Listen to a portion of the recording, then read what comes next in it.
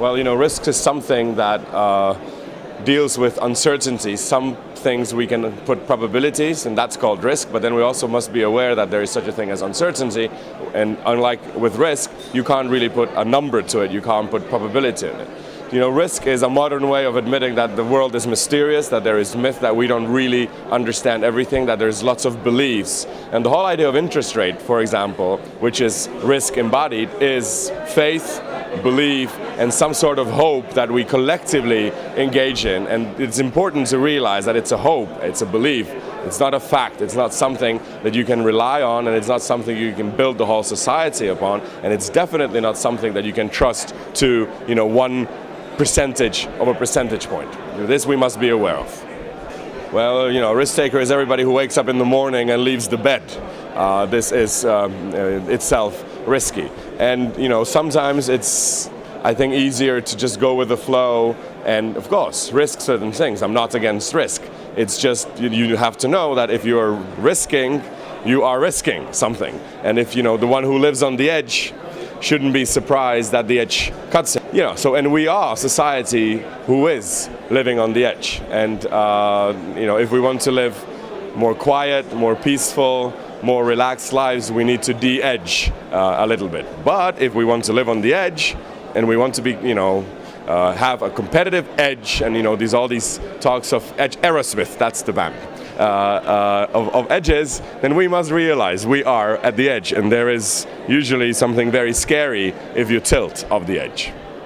Well, one of the risks is that we are driving an animal that is uncoachable, that is undrivable. We often call it the invisible hand of the market. It is the unorchestrated orchestrator, something that carries us into the future without us really being sometimes allowed to meddle. This is the basic mantra of the right wing or libertarian economics, is don't meddle, laissez-faire, laissez-passer. It will orchestrate itself. And I think this is a huge risk. We can't expect this wild animal of markets to manage themselves. We've seen that before or during the crises, that they cannot self-manage, they cannot self-regulate, that there must be some sort of cooperation.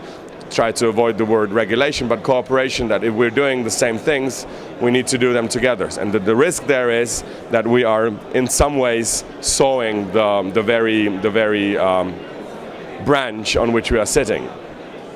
One risk is democracies being too populist, electing for leaders who will indebt them, and then this debt will crush us. The risk isn't that our economies are not growing.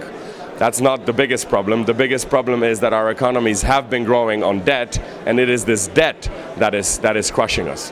So if the democracies become too populist, that's the first biggest danger. The second biggest danger is if markets become too populist. We always think of populism being a sphere of democracies, of politics, but in fact it's really also a topic of the markets. If we all agree that a stupid thing has value, the price will increase and it will have a value. And we must realize that markets must be somehow also corrected. And here I have in mind, for example, ecological values, or I don't know what, family values and other values that cannot be easily marketed.